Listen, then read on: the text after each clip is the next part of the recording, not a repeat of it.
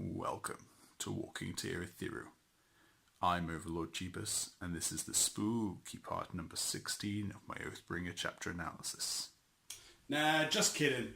But what a spooky-ass chapter this was, eh? Right, let's do this. As per usual, spoilers for the whole Cosmere, and let's jump straight into chapter 29, No Backing Down. So, we open this chapter with Shallan and the Shalads, busy looking inconspicuous. Shallan's wearing veil, which she's chosen to hide from the lads and pretending to be one of Shallan's associates. This chapter actually has quite a lot of Shallan looking at her personas, trying to work out what's going on, what the differences and similarities between them. There's actually some really nice transitions from Veil to Shallan. Radiant doesn't appear in this chapter, but the Shallan to Veil stuff gets very interesting. So they observe one of these mimic Spren copying a hanging of a murderer instead of the murder, which, you know, kind of throws us for a loop, and Shallan gives chase. Shallan unconsciously switches from Veil to Shallan in this chase, which actually was one of those transitions I was talking about that was quite nice. And whilst chasing the thing down, they come across a secret passageway that Shallan has to cut herself through to.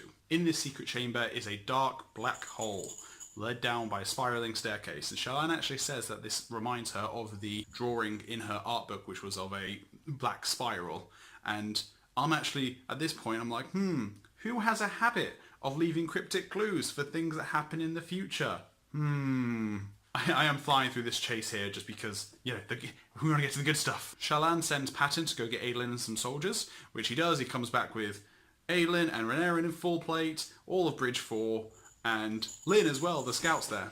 One thing that I noticed, which I thought was weird and was kind of skipped over by a lot of people, is that Shallan enters that weird kind of trance state she goes into when she's thinking about bad things.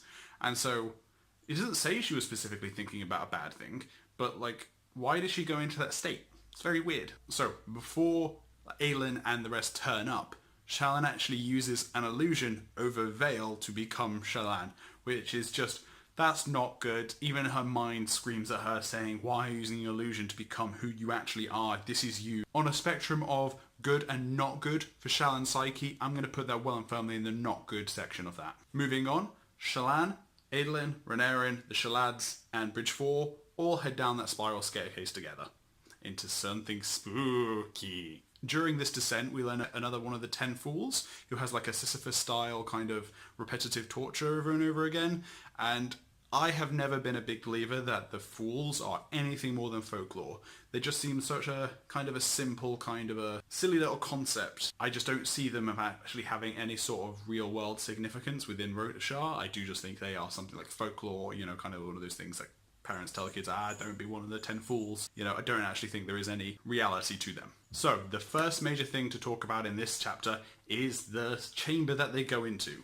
And in this chamber, we get a description of 3 of the major mosaics. We get and I quote, a solitary figure hovering above the ground before a large blue disc, arms stretched to the side as if to embrace it. Now this is actually very similar to one that you can find in Elantris, which describes a man in a very similar kind of situation, except for his hands are covering his eyes, diving into a large blue disc. And I believe there is a word of Brandon out there which confirms that is a depiction of world hopping, so we can pretty much take that to assume that this is also a depiction of someone world hopping. We then get a second image of the Almighty with all of his clouds and lightning and stuff. Whether this is actually a depiction of the Stormfather pre-Honor shattering, or whether it's a depiction of Honor himself, or whether this is a depiction of, you know, the Almighty. I'm not convinced that this is purely Honor, or whether there was a fusion between Honor and the Storm before he was shattered, maybe. We then have Cultivation, and it must be Cultivation, depicted as a woman with large trees growing out of her arms up to the sky. And so it seems weird that we've got a depiction of a big stormy cloud and big tree woman, and the big stormy cloud isn't necessarily Honor. It could just be the Stormfather, but I don't know, it feels a bit weird to me if this was that the storm cloud just represents Honor and not, you know, Tanavast, which, you know, Cultivation, she gets to be a woman becoming a tree. Why couldn't Tanavast be a man becoming a storm? I don't know. Anyway, I'm just excited that we've actually got a depiction of Cultivation finally with, I know it's nothing special, you know, it's a woman growing trees out of her arms, big whoop, but you know, literally big whoop.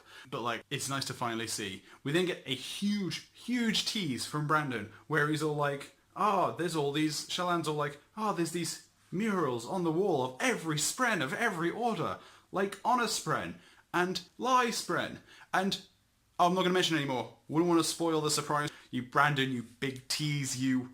I do kind of hope we do get to find out a bit more about these murals. Were they actually created by people living in Urithiru? Were they created by the Radiants? You know, was there some light weaver who just wanted to put loads of little tiny stones to create these mosaics? Or maybe there was soul cast in place? Who knows? I do hope we do find out a little bit more about this chamber, and I do think we will. Don't worry, I do think we will. Now we then get a weird little exchange between Shallan and Adolin in this chamber, where she's scared to reveal Vale to Adolin. But then she's more than happy to tell him all about the stuff she gets up to whilst Vale, but for some reason is still a bit showing him Vale, which I just find weird. It's like, he already knows you go out, get drunk and be a spy and, you know, use illusions and stuff and pretend to be someone else. What, is it really that wrong to show him one of those people? It definitely seems like she's really compartmentalizing her personas. Anyway, she goes on to have a discussion with Renarin, and they talk about why they can both feel a wrongness in Urithiru, but Dalinar can't, and how that's really strange. And I do have a theory on this, but we're gonna come back to it later. Don't worry, we will. So she then leaves Renarin to stare into the abyss, that the abyss can stare back at him, and they find a nice little library, which has all those books in that Yasna so desperately wanted. And it's been like several thousand years, so they're all just, you know, rotten piles of mush, as they would be. Looks like Yasna's not getting that treasure trove of knowledge that she really wanted. But, Then the next part happens, and it's my favourite part because I was right. I was right on the fucking money. Roll the clip of me being correct. Or even the Midnight Essences. Heck, this could actually be a Midnight Essence. And the Unmade is actually Reshafir, you know, the Midnight Mother. Look, I predicted something, and it came true. I'm really happy about this. I think this might be the first time this has happened in all of this 16 episodes of this happening, where I've actually predicted something and it's true. And so I'm very happy. Down in the dark depths of Urithiru lies Reshafir, the Midnight Mother, an undulating mass of black tar, spitting out these midnight essences to copy everything she sees. I was reading this at my work desk, and I was just sitting there grinning my head off and fist pumping. I'm like, fuck yeah. Come at me, you Lovecraftian horror. There's quite a few things to address in this whole section, and I want to talk about the midnight essences first, because I can't tell whether these are separate entities from Reshafir.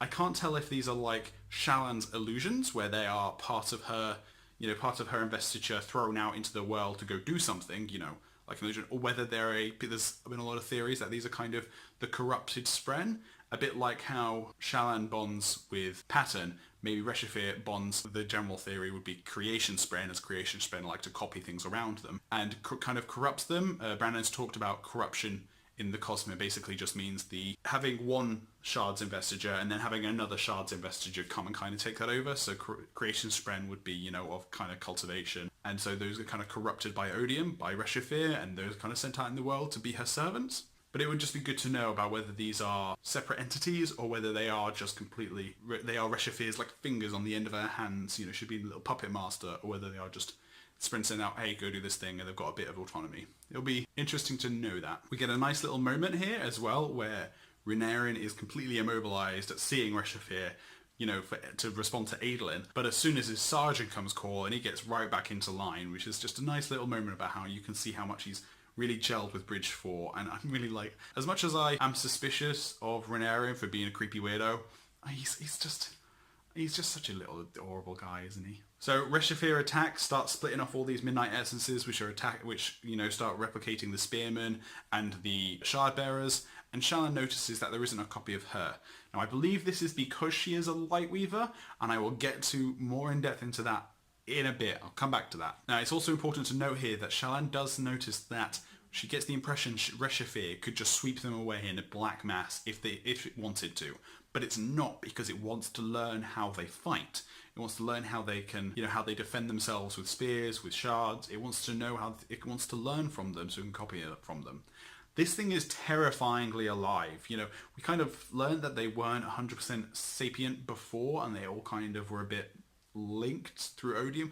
We don't really know how Unmade's minds work, but this thing is way more alive than I was expecting, and it is trying to learn from the Bridgemen how to fight with spears. But it does, however, fail to understand, you know, what it's seeing. So Shallan goes on the attack. She creates a bunch of illusions which just go charging at all of the Midnight Essences, and they recoil, from her presence. It does seem that Shallan's illumination seems to be able to illuminate the darkness that is this Unmade. It's also very cool to see that Renarin is kind of taking a back foot here and there, and he's using his progression surge to heal people, and it's once again another kind of bit of evidence that for the most part, surges do manifest in a very similar way for different orders, even if, like I said, there is small mechanical differences here and there. We actually got a word of Peter that Skybreaker and Windrunner flying is slightly different, and I do wonder what he means by that, because from what I can tell, they should be mostly the same, due to them both just having the gravitation surge, and the surge is manifesting in a very similar way for the different orders. Another thing I'd like to note here as well is that he has to remove his gauntlet in order to use progression to heal people. And this actually lines up with something that Szeth said in the prologue of Way of Kings, where he said that the plate actually interferes with surges. And it does seem like this still is holding true for everyone, not just, Szeth with his Honor Blade and his less efficient surge binding. Whether this happens once a raiding gets their own plate, we don't know. But it's good to know that this is still something that's happening where people can't use their surges when they're wearing modern day plate. During this fight, Shallan says that her and Reshafir have a connection that she cannot explain. And I'll get to that later, don't worry. Oh, we also get a great little moment where Adolin bursts through an illusion of his father to attack the Midnight Essences. And if this isn't supposed to be a metaphor or, an allusion to Adolin following in Dalinar's footsteps in some way, I don't know what is. It basically just screams Adolin is following in his father's footsteps. Actually, I wonder if Adolin is the author of Oathbringer. As I mentioned earlier, when Shallan summons Pattern as a blade here, she doesn't actually become radiant, which is strange because I thought, that's why she created Radiant, was so that she could use the blade in times of need. But no, she just stays as Shallan and uses the blade, which is that's a good thing. That's going in the good thing for Shallan's cyclic column. Eventually, Shallan, Adolin, Renarin and Bridgefor fight their way to Reshafir, and Shallan reaches out with her hand and touches Reshafir. And we get a chapter jump. And I'm actually going to pause myself there because for some reason my computer is unable to render the full 28 minutes of this video, so I'm actually going to have to cut this in two. So this is the end of part 1, and if you just click on the annotation on screen right now, that'll take you to part 2 where we can continue this spooky chapter.